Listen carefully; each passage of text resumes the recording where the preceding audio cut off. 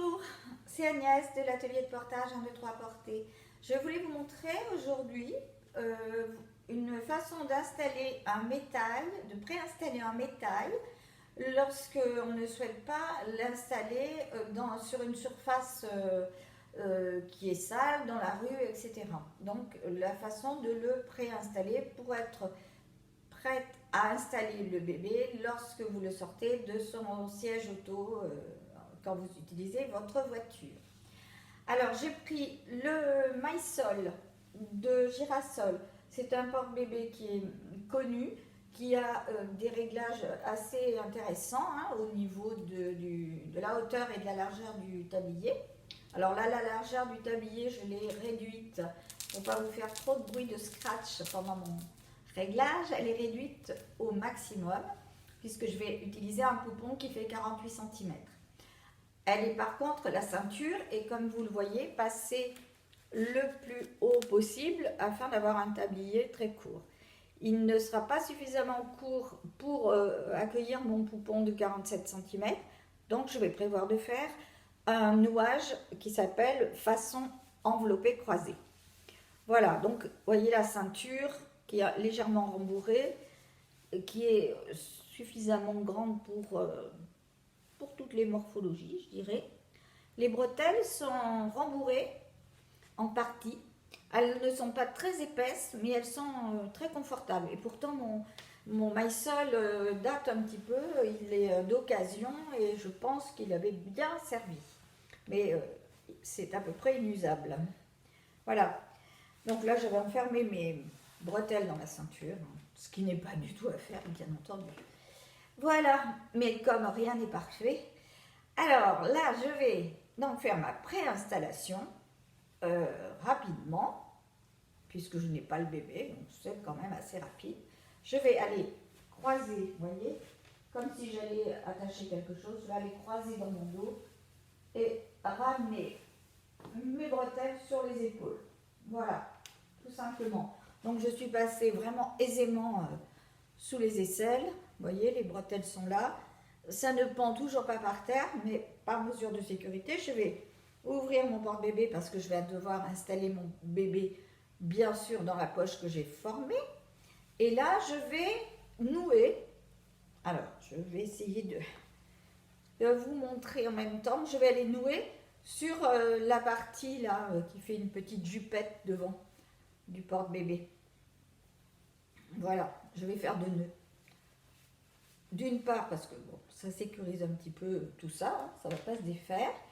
Et d'autre part pour ne pas avoir de choses qui pendent sur mes genoux là. Voilà, enfin moins pas trop. Voilà. Alors, je repère tout ça, vous voyez, mon porte-bébé, là, il est prêt à être installé, mon bébé. Et je laisse retomber le tablier, comme ceci, sur la ceinture.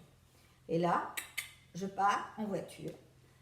On s'arrête, je sors le bébé de la voiture, rien ne traîne par terre, et je prends mon bébé.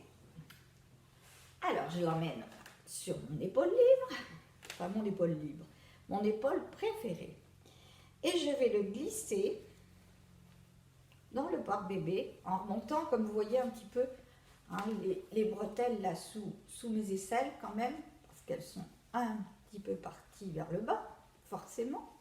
Et là, je vais asseoir mon bébé tout tranquillement dans son porte-bébé en prenant exactement les mêmes précautions que lorsque je fais mon nouage sans qu'il soit préinstallé, bien entendu. Je vais passer autant de temps à faire asseoir mon bébé que si je le faisais de façon traditionnelle, ma mise en place. On ne doit pas plus négliger les choses. On se facilite la vie, mais on essaye quand même de faire les choses bien. Voilà, voilà, voilà. Alors ici, je vais récupérer un petit peu mes bretelles. Voilà. Créer une petite tension sur mes épaules. Voilà. Comme ceci. Voilà. Il faut bien que ça soit bien ajusté. Voilà, voilà. Et je vais passer, bien entendu, sous les fesses de mon bébé. Je vais défaire mes 2 nœuds. Alors bon, j'aurais pu en faire qu'un seul, c'est juste parce que je me sens plus à l'aise d'en faire 2, pour pas que ça se défasse au moment où j'en ai pas envie. Voilà, j'essaye de ne pas relâcher ma tension, voilà, d'éviter les petits cordons de la capuche. Je vais faire un petit croisement ici sous les genoux de mon bébé, une petite vrille parce qu'il est tout petit et que je ne veux pas écarter ses petites jambes, et je vais nouer 2 fois derrière. Alors, se pose la question des 2 nouages derrière.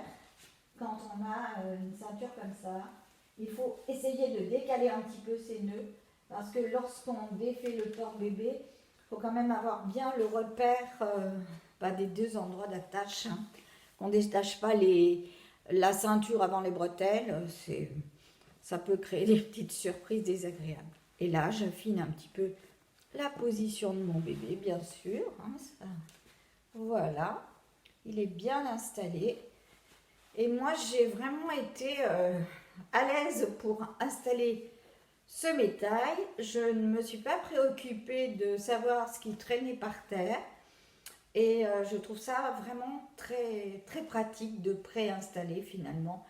Je sais qu'il y a des parents auxquels en atelier, j'apprends bien entendu la méthode traditionnelle pour installer le métal, mais qui veulent vite avoir cette information-là, c'est-à-dire vraiment, oui d'accord, vous êtes bien gentil, mais qu'est-ce que je vais faire moi en sortant de la voiture? Non, je ne vais pas prendre un métal, je vais acheter un préformé.